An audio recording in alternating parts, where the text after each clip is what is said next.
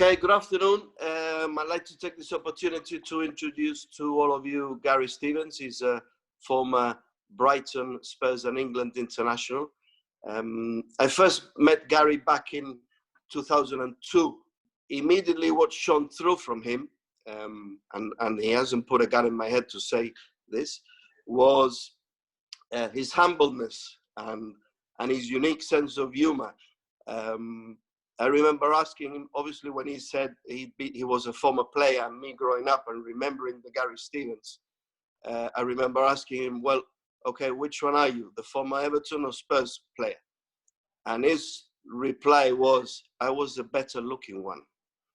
So I said, okay, you played for Spurs then.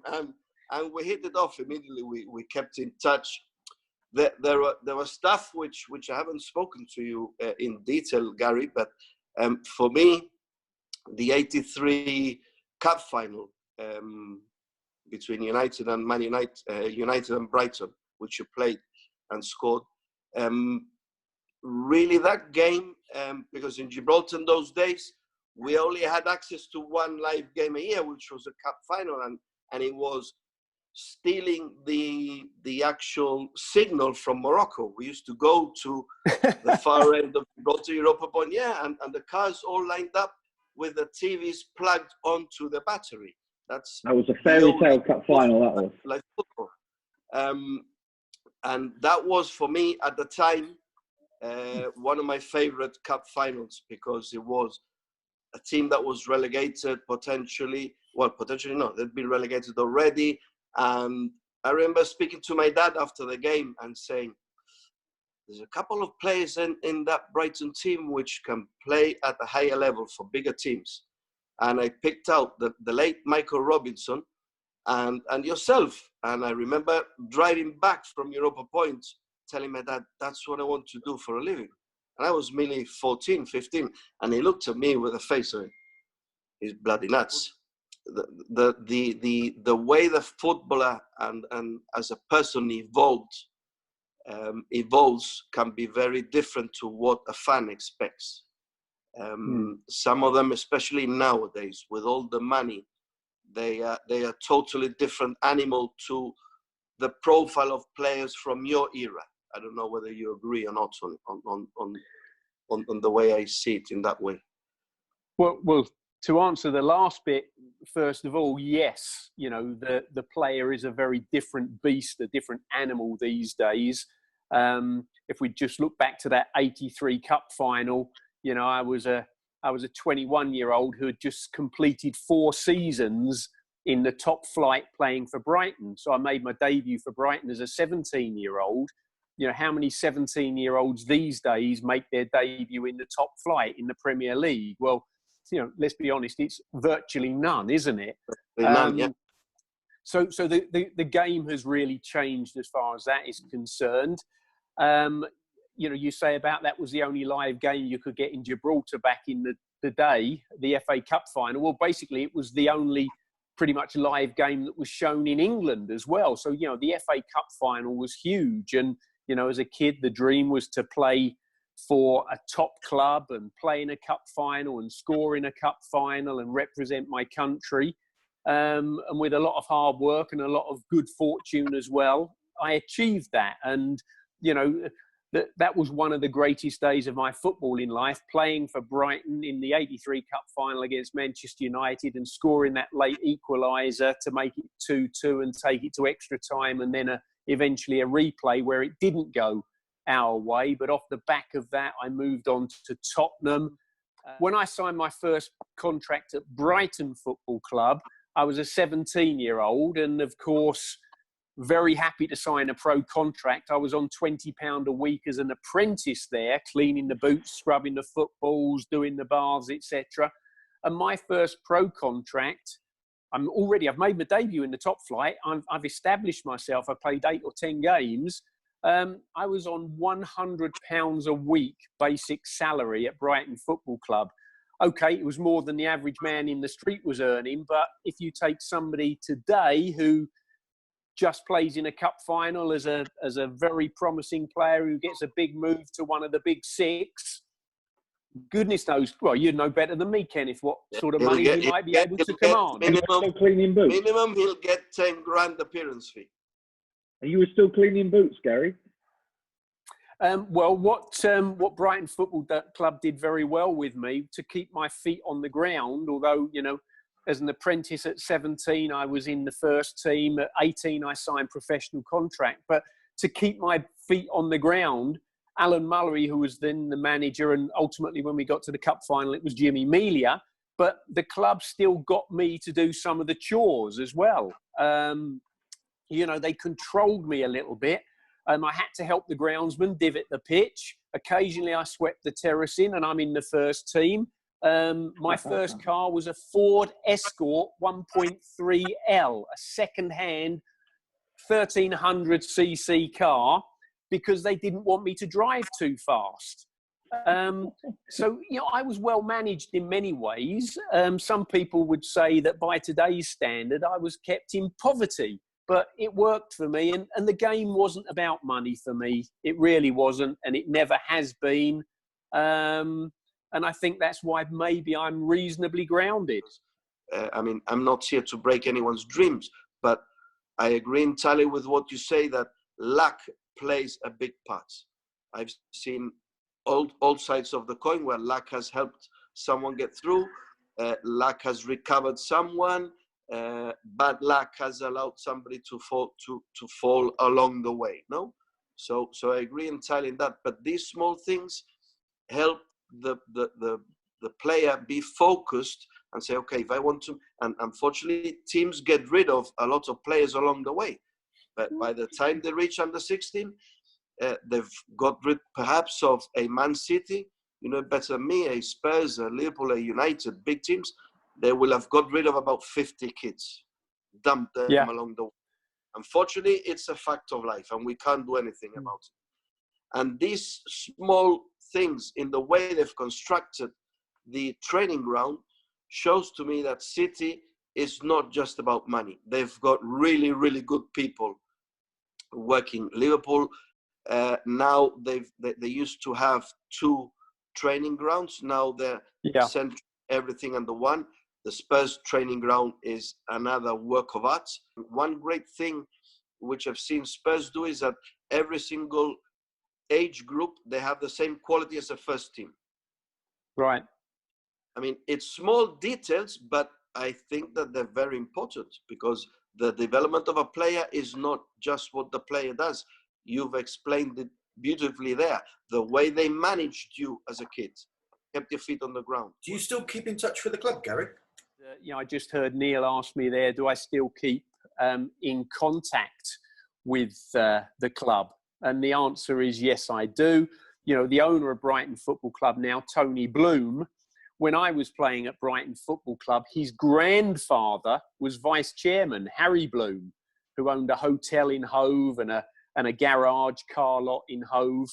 And, you know, Brighton Football Club, I'm pleased to say, are always happy to welcome me back there.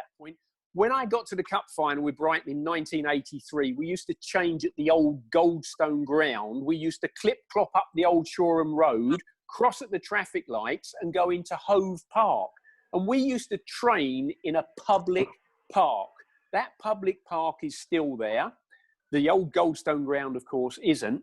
But we got promotion into the top flight. We lasted 4 years in the top flight and got to the FA Cup final in 1983, training in a public park. It's fact.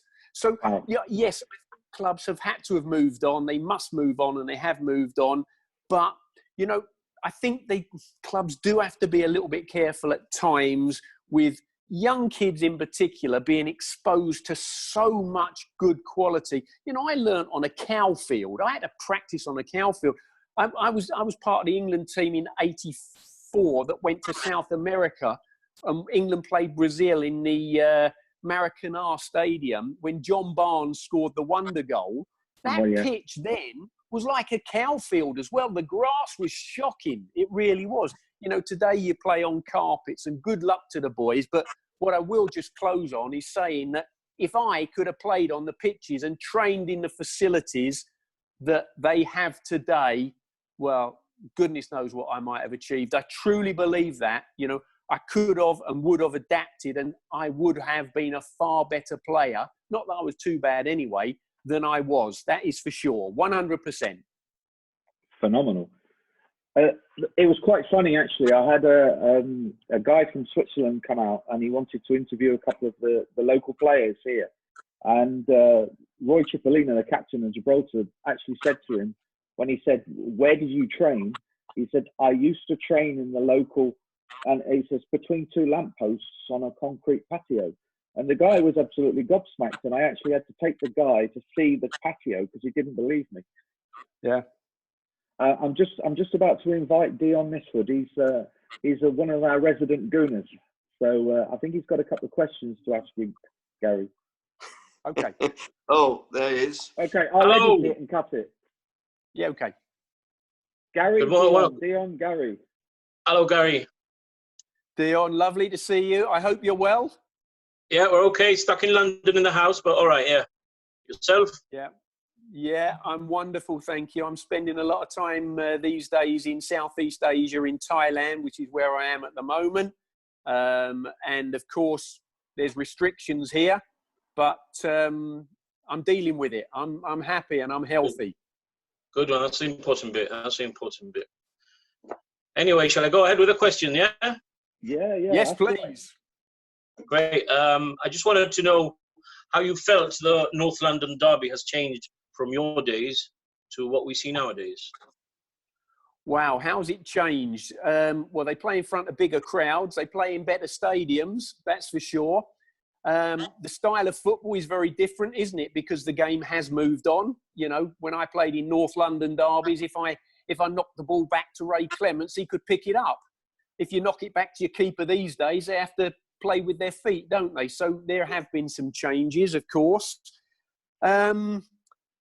I think possibly there was a bit more intensity and a bit more rivalry between the Spurs and the Arsenal back then, on the basis that there were more kind of homegrown players in both the sides.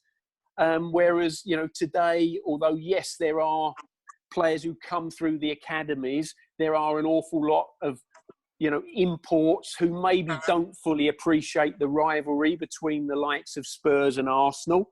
And from my perspective, I didn't particularly ever enjoy the North London derby because it was pretty much a kick-up. It was all about one thing, the result.